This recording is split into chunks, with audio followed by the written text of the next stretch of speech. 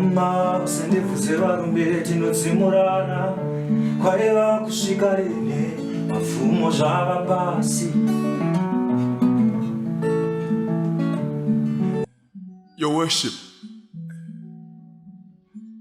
gentlemen of the jury, munhu hune munhu ndakadyara mhepo nhasi ndakohwa chamupupuri. What? A woman to stand up tall and give me decisions? Not in Merasoko. I could risk doing what I felt was right. My hands were not cut for me to reach any levels of my wife. I was able to replace love, forgiveness, and hope with fear, anger, and despair. But now, after 8 blows, 3 round kicks, Neviri, she turned into a creature. Took action against domestic violence. That's why I'm wearing these orange pajamas with 4 years from the 9 I was given.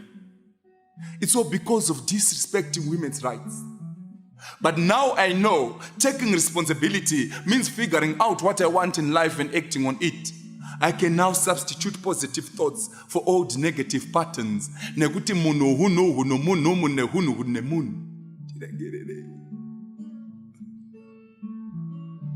Muiri watsoka mambo kusara msoro pandaifamba panzira dzakareruka. Ndiregerereiwo. Wanzaingoni simba rose ndenyu mambo vumbo yeraramo ndenyu mambo simba rose ndenyu mambo isu timire pano tiri venyu matiregerereiwo.